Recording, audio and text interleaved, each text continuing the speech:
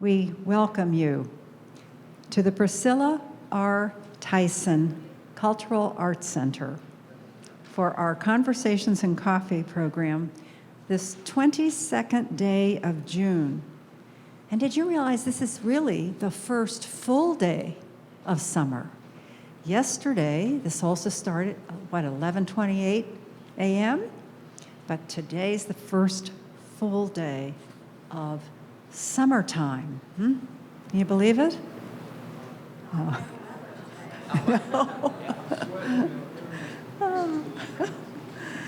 I'm Ellen O'Shaughnessy, coordinator of this program, Conversations and Coffee, and let's dedicate this time together. This time with Mark Freshwater, pianist, songwriter, singer, with Rebecca Buchan, whose musical and teaching talents are a gift to many. And for a moment, let's think about each of these wonderful people. Mark, whom we've had as a guest performer several times for our Conversations and Coffee. And as he's introduced Rebecca, for this joint program, do you know what they've named it? Babes in a New World. Wonderful. Mark shares that growing up with a trombone-playing jazz-pop combo leader dad and versatile piano-playing mom, it gave him a lot of exposure early in his life to music. Mark took his piano lessons from Mom during his elementary school and enjoyed playing duets with both of his grandmothers. Working through choirs and folk groups in the early 60s and on into the rock bands in the late 60s and 70s, there are many early influences in his music, from classical to heavy rock. Mark sang in party bands in the 80s, bought his first grand piano in 1988. During the 90s, he played keyboards and sang in 2 Christian praise bands in Cleveland, Ohio, and Catalina, Arizona. Mark reunited with his college rock band in Pittsburgh in 2012 and helped produce a studio album project. Mark has produced 9 instrumental CDs of mostly original piano music. His unique stylings reflect influences from many genres of his background. 2 of his 8 albums are heavily New Age influenced. In the last 12 years, Mark has been performing solo at art galleries, restaurants, retirement communities, memorial events, hospitals, and private parties. Mark was original board member and sponsor of the Oracle Piano Society in Arizona. He's also an enlightened piano radio artist and is recognized member of the New Age Musical Circle. Wow. That's enough. That's enough, he says. C'est assez, as the French would say. Oh, wonderful. And Rebecca Buchan, acclaimed as a patient, P-A-T-I-E-N-T, patient piano teacher, huh? And you work to instill the love of music in students of all ages since you began teaching in 2004. She herself began taking piano lessons at the age of 7. With Music Teachers National Association's certified piano instructor, Thomas Rowland. Heard of Thomas Rowland? Yes. A graduate of Capital University's Conservatory of Music, Rebecca majored in piano performance and studied privately with Steinway artist Dr. Tianshu Wang, head of the keyboard department. Rebecca has performed as an accompanist on collegiate recitals with high school choirs for high school solo and ensemble events. Her current performing career as a soloist consists of weddings, private events, church services, and recitals. As a member of the Central East Ohio Music Teachers Association, she has served as co-chairman for the District Festival and Scale Olympics events. Other volunteer positions include advocating for Scale Olympics and conducting a group for Pianorama. Rebecca operates a private piano studio in Westerville. Her teaching philosophy is rooted in building a foundation in classical music through well-rounded musicianship. So happy to have you with us, Rebecca. Mark, Rebecca, take us away with Babes in the New World. You're going to tell us all about Babes in the New World, huh? Welcome. I'm going to tell you about it. As the music is playing, the song you're hearing in the background is entitled Babes in the New World. And in 2016, which is the year I wrote this, we had a lot of family things going on, important things, weddings, we had babies being born, and so this is kind of an homage or a lullaby that I kind of just wrote, didn't have a title for it, and I got to thinking about everything that was going on, and I thought, babes are coming into the new world. What kind of world are they going to inherit? Who's going to be the piano players? Who's going to be the leaders of the world? So that's how this song title came up. We're featuring lullabies today. As I looked at my music, we originally were going to have students playing the music, but the students are too busy with other activities. So Rebecca has agreed to pick up the slack. The songs are featuring lullaby and dedication songs to family members. So most of the music that you're going to hear is going to be easy listening. Try not to put you to sleep too much. Although lullaby, the word lullaby comes from two English words, lull and by. Lull means to relax or sleep, and by means near. So when they put the words together, there's your lullaby. In classical music, there's been many lullabies written. There's Maurice Ravel, Ferruccio Busoni, even George Gerwin has specialized in writing. Classical composers of all historical natures, a lot of them refer to the lullabies as berceuse, which is a French word which also means cradle song, lullaby, the whole deal. So I actually have a song today which has berceuse in the title, so I'm going to play it. But before I play my song, we're going to line her up here pretty quickly. And this song that she's going to play, she's going to have her own little introduction of it. As I dial my music back out, we're going to fade Rebecca in. So Rebecca Buchan is going to introduce her song. Yes, I'll be playing Brahms' Lullaby, not the original, but an arrangement by Philip Coverin, who is a composer, arranger, and adjunct professor at LaPont University, or Nazarene University in California.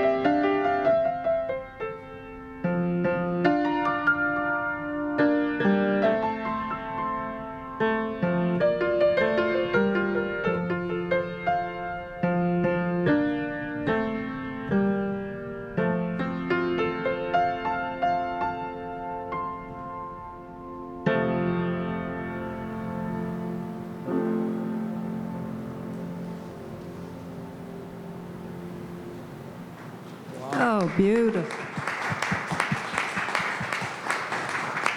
Thank you. I wish I had those young, flexible fingers. Well, I never could play that fluidly. I mean, I'm going to give her the kudos, but that's such a beautiful arrangement of that song. You had to listen to find the melody in it. That's what I found most interesting. It's got so many flourishes in it, but what a beautiful arrangement. Thank you. So there was a lot of folk songs that led to lullabies, and I thought one of the ones that might be kind of fun to play is one that I think everybody's probably heard this. I've kind of done my own version of it, so I don't know. We'll see how it goes. This was credited to people in the South, and the song's called Hush Little Baby, and it kind of gets credited to a British folk producer of the song in 1859, but it doesn't get validated until the 1920s and 30s because the lyrics kept changing all the way along. So anyway, here we go. Hush Little Baby.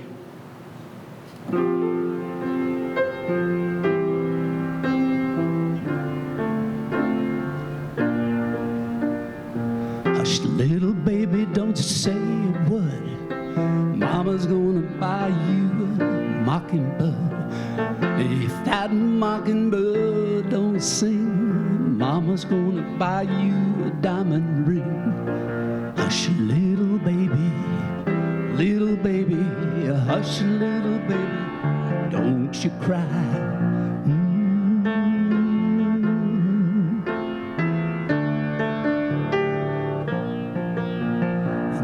That diamond ring turns brass, Mama's gonna buy you a looking glass. And if that looking glass gets broke, Mama's gonna buy you a billy goat. And if that billy goat gets cross, Mama's gonna buy you a rocking horse. And if that rocking horse turns over, Mama's gonna buy you a dog named Rover. Hush, little baby, hush, little baby, don't you cry. Hush, little baby, hush, little baby, hush, little baby, don't you cry. And if that dog named Rover won't bark, Mama's gonna buy you a horse and cart. And if that horse and cart fall down, you'll still be the sweetest little baby in town. Hush, little baby, hush, little baby, don't you cry. Hush, little baby, you'll still be the sweetest little baby in town.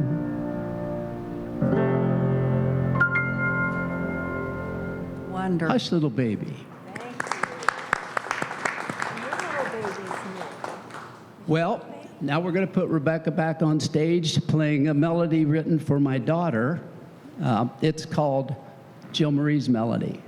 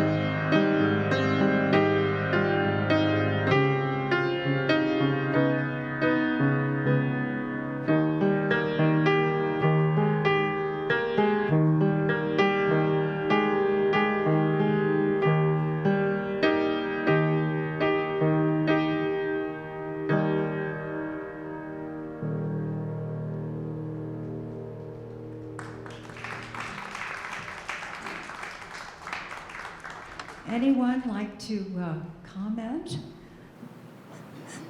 Reflect? Yes. Let's hear. Oh, no, I was just saying we're all asleep. Yes, it is very relaxing. Okay, well, there's going to be a Very song waking you up here in a minute. Okay. But first, we're going to have another lullaby to lull you. Addison's lullaby that was written for granddaughter who lives in Seattle. And she just turned 10. So this song was written exactly 10 years ago. It's called Addison's Lullaby, and it's from the Trees of Life CD.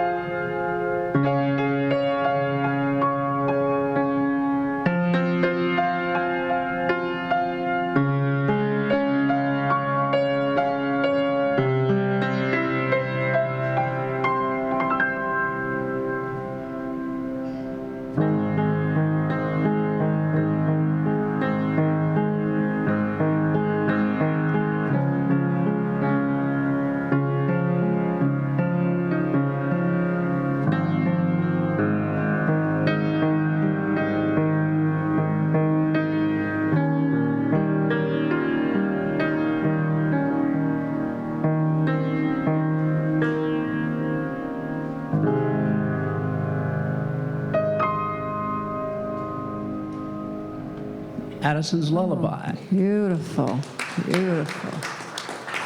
All right. I told you I'd wake you up. So here we go.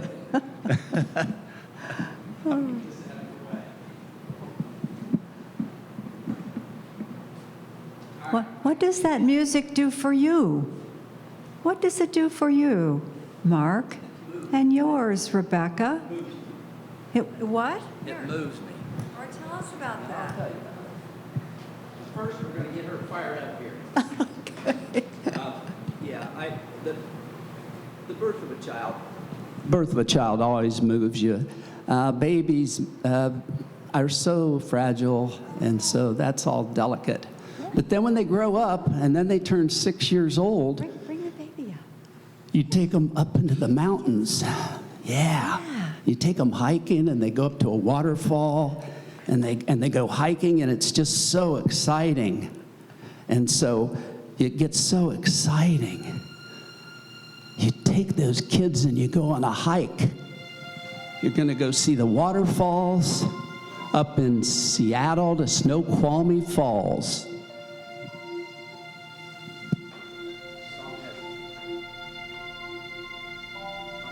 Here.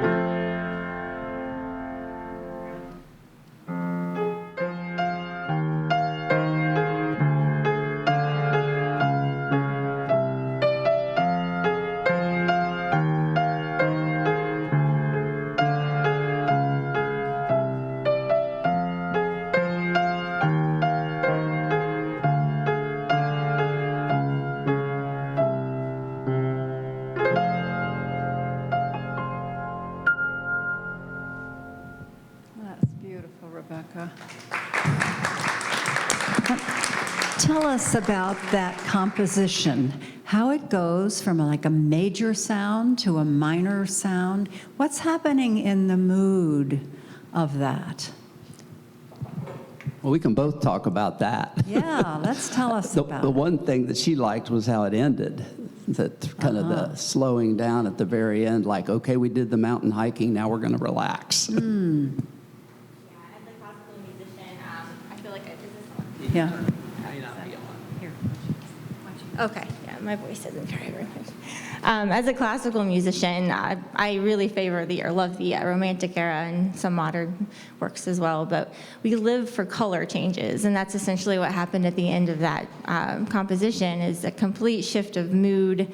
I feel like I love the Romantic era, you can really breathe into that space and create something beautiful, so props to Mark. Yeah, well, the reason I made it a suite, the reason I called it a suite, I took liberties because normally a suite is a lot longer composition than 4 minutes. But the introduction of that is so different also, with the strings and then the organ, and then we dial that back and she does that rapid piano playing, which I appreciate that. That's good. My fingers are not moving fast enough to play that today. And then the ending, like she said. So it's a lot of mood change in that song. I think that's the biggest thing about this song. And the main reason I put it into the program, it is a family song, but it was designed to wake y'all up.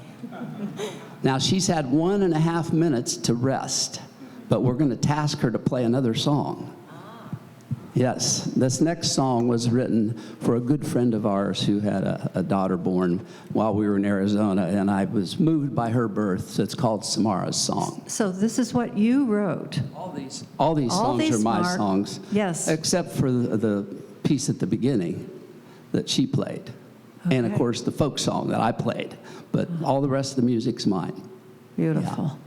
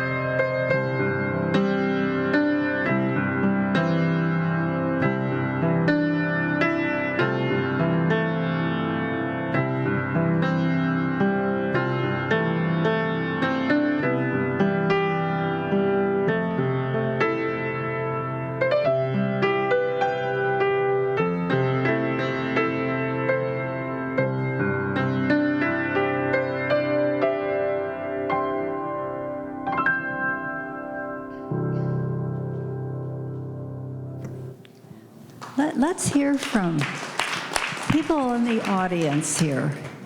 Yes, I can see. I saw your expression several times. You inspired me to guess.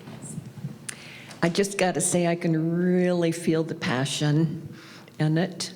And Mark, I have a question. What's it like to see and hear somebody else reading the sheet music that originally came out of your mind? What's it like to hear your own music performed by somebody else? It's pretty unique. It's hard to pin it down, but there's a rewarding factor to it because not only can people appreciate listening to my CDs, but if I have a pianist, student, teacher, whatever, or someone like yourself that's interested in playing my music, that's like a bonus.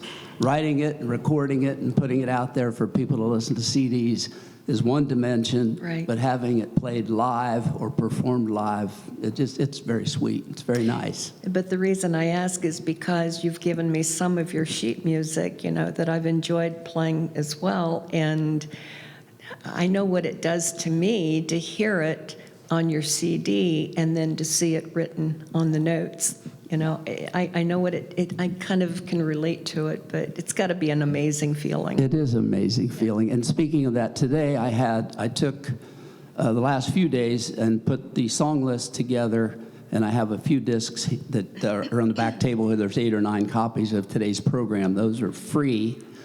They're obviously not a live version of today, but they're the songs that I recorded from my albums. They're back on this table, and there's also another free CD beside it called Biosphere. So those 2 CDs are free. If anybody wants to purchase CDs, there's some more on the stacks to the left, and there's also songbooks. If we have any piano players out there that want to tackle some of these numbers, there's songbooks available back there as well to sell. So just see me after the program for those. And thanks for the question. I really like to have that question asked. I have a question, too. Sure. I just wondered, how do you get started writing music? What happens to you, or what do you hear, or how do you keep track of the notes? I mean, I understand how to write music, but it's a process. Since I gave up the classical music, a lot of it is just sitting down playing with melodies until something rings and connects in my head. I've had 2 or 3 songs that came to me. One, I woke up in the morning, and it's called Morning Muse, is why I called it that, because I had a muse speak to me as I was sleeping, and I woke up and jumped out of bed and actually had to start playing it, because it's just like a dream. If you don't write it down or record it or play it, you're going to forget it. I had one called Morning's Fog. I was driving to a business meeting, and I heard this melody over and over and over again in my head, and the chords started filling in behind it. So as soon as I got back from that business trip, I went to my piano and then to my studio. So the process is I work a melody out, I work the chords out, and then when I'm happy with it, I try recording it. And if I'm not happy with it, I redo it. So that's kind of the process, but I can't really explain why God puts the notes in my head. It's a gift. I can't explain it. It baffles my mind. I can see your wife, Debbie, going like this. I don't know how to comment on it, except sometimes he literally gets up in the morning and he says he had this song going through his head. So it's just, I don't understand the process, but his brain works in weird ways. I do know that. And you're such a beautiful support. I can see it. From the moment I met the 2 of you. Yes. Yeah, she's a great support. I mean, I couldn't have done it without her, tolerating it, certainly, abiding by it. But yeah, it's a process. And I had kind of a 10-year flourish. I would say it kind of slowed down a couple years ago, started having a lot of health issues. And the creative process hasn't been quite as strong because I'm not spending quite as much time at the piano until I get some things worked out. Physically, hopefully, some of those things will come back for me. Well, you're inspiring how you work through those health issues. Yeah, we're not going to belabor those. We're just going to say I'm working through them. You're doing it. Yeah. Okay, the next song is Bobby's Berceuse. This was written for grandson number 1 from Christopher Hendrix family. He's now 5, so I wrote this song 5 years ago. Upper Arlington, a small lad who has a sister named Elise. She'll be playing Elise's song right after this. All right. This is the Upper Arlington duo songs here.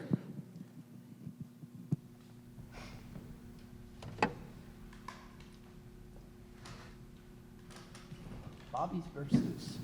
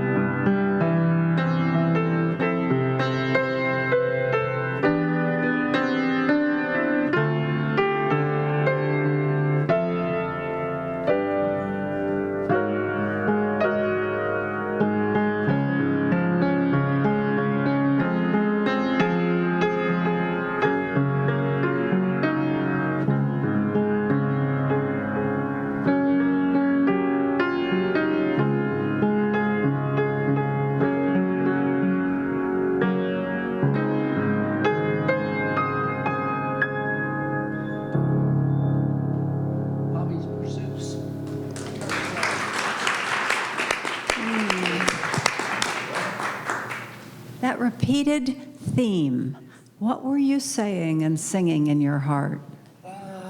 Got a new little baby, got to play a nice, sweet song for him. Oh, that's So, great. yeah. Now, Lisa Marie's got a little different texture. She's a different girl, different baby, so her song's got a little bit more of a Her flowing. baby's here. Yeah. gonna see the baby? Babies are, well, they're not babies anymore. She's 4 now. So, Oh, but I'm thinking of Rebecca's baby, too. oh, Rebecca's baby. Yeah. August is here. So Yeah. the youngest member of the audience is right there in the back with a Yeah. pacifier in his mouth. Yeah. What, 16 months? 17 months. All right. right. Hi, August. How you doing there, buddy? August gives me high fives every time I go over to their house. And he likes to listen to my music, I'm told. Oh, hey. So he's probably my youngest fan, Yeah, wonderful. certainly. And I'm glad that you were able to have him come. That was great.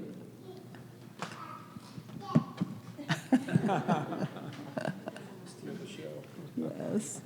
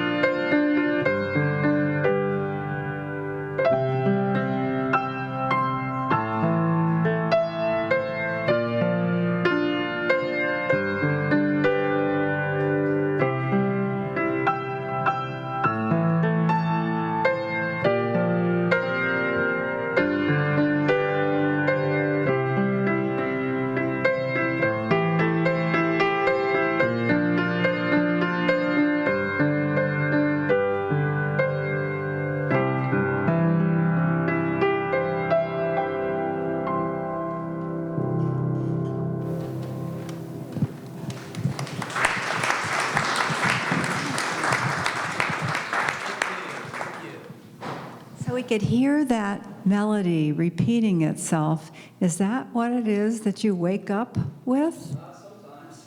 Uh-huh. Beautiful. Yeah, it's weird because actually, I'll start playing chords. Turn this on. Turn this back on. Yeah.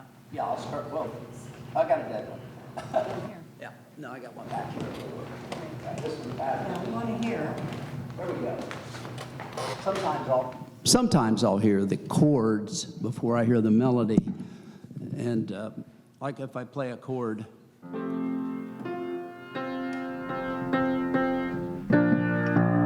I'll hear notes in there. And then the notes kind of pull the notes out of the chords. So a lot of times I'll compose not off of a melody, but I'll compose the chords first, and then the melody kind of fills in around the edges, if that makes sense. So there are some children out there that do not have a mother. So we've played all these lullabies, and I've actually performed this song here in this venue before. And I thought it would be appropriate to talk about the children who are motherless. So this is an old traditional Negro spiritual, whenever, from whatever period of time, I don't know, 1800s, not sure exactly. Slavery dates, I guess it's 1870s is the last noted comment that I see here about when it might have been published by the Fisk Jubilee Singers, 1870.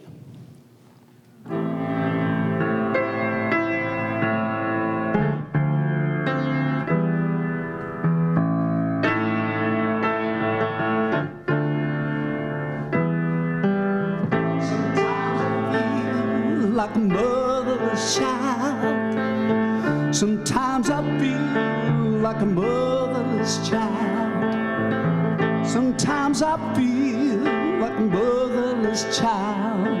A long, long way from home. Long way from home. Sometimes I feel like I'm almost gone. Sometimes I feel like I'm almost gone. Sometimes I feel like I'm all alone. Such a long way from home. Long way from home, yeah. Who's got a shoulder when I need to cry? Feel restless, don't know why. Cry for help, but I feel all alone. Motherless child, a long way from home. Lord, I'm lost, can't find my way. I'm dealing with my struggles day to day. Soul is weak, I wanna be strong. Try to run too low. Running too low. Like a motherless child. Like a motherless child. Like a motherless child. Such a long way from home.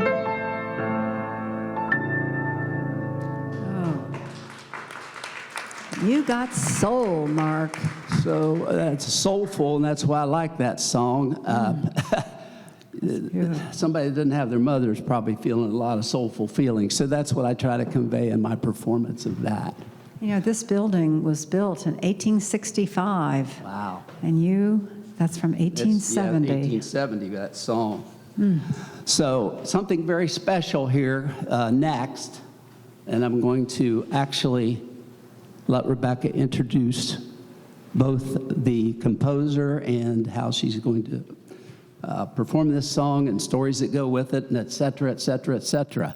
And it's really quite interesting how this song became part of the program.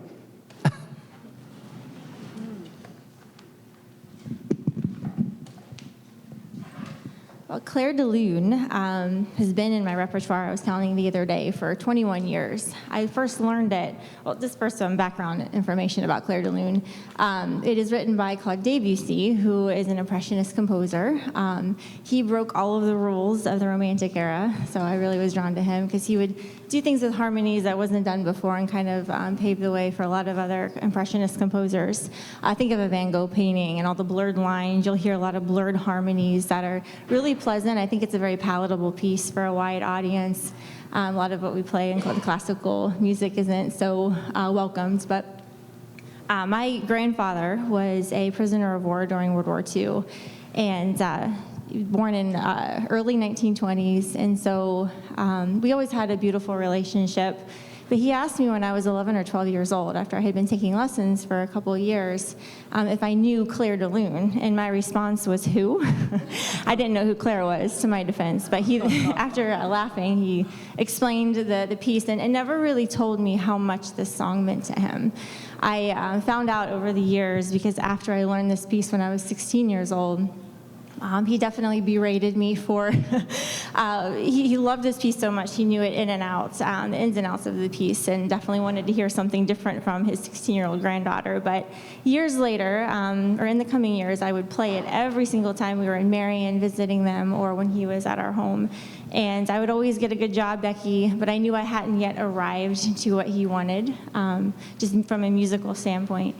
And so there was one day, I can't remember if this was before music school or after, because I went back to school for music in my mid-20s, but I played this piece for him, and then at the end, I didn't hear a single word, but when I turned around to look at my grandfather, he had streams of tears, and so I knew that I had arrived. But this piece, too, during the war, Mark had pointed out the other day, was played all over Europe. And he was released when we won the war. George Patton had made an attempt. His nephew actually was in another group that was also captured. But he had trauma that we really didn't know about, never talked about it, and was silent for 10 years. But this piece became, when he was diagnosed with Alzheimer's, Claire de Lune was the only song, and I don't say that lightly, it was the only piece that actually brought him back, and you could see this life come to a man who was otherwise lost. So it's very beautiful. I sometimes cry when I play it, but we'll try to get through it. So enjoy. Thank you for that. Thank you.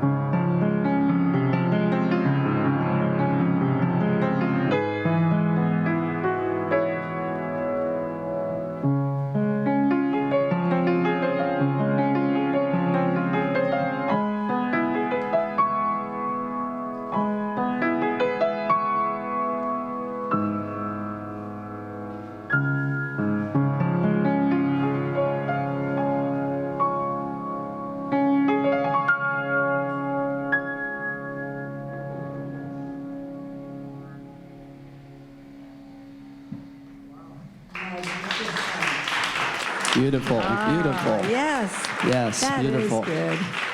That was, well, it's an accomplished performance of a very difficult piece. And the anecdotal part of this whole thing is that my mother used to play this song. And So she was an inspiration I for wanted you, her to huh? show off her skills today, and so about 2 weeks ago, I think I mentioned, let's throw something other than a lullaby in. Although, when you translate it, the song is Moonlight, and there's actually stories behind the song that may indicate that there was a specific reason that he wrote this song, including insomnia or whatever. But I tossed this out as an idea for her to play because I said, thinking, oh, my mother used to play this song, and it's such an accomplished piece that Rebecca would get a chance to show off her quite amazing skills. And so she said, that's when she told me this story about her grandfather, and I lost it. I completely lost it. I couldn't believe the connection. I threw one song out to her, and it's Claire de Lune, and she said, I would love to play Claire de Lune. So that's the short and long of it, and that's the end of our session. Oh, well, we thank you so much for being with us. It was wonderful.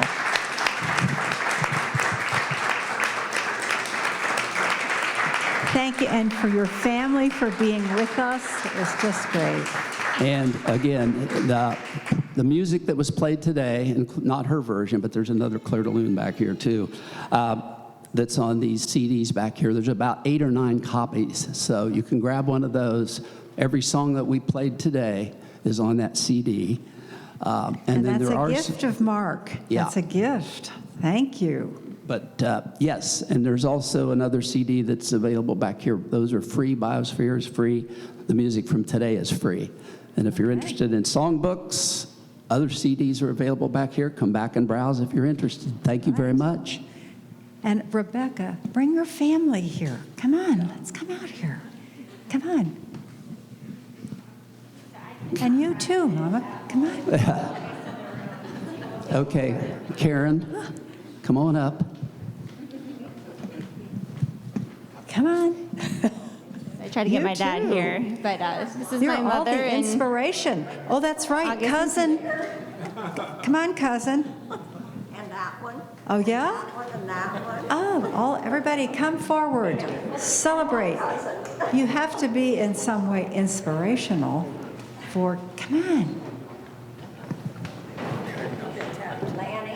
Yeah. Another round of applause.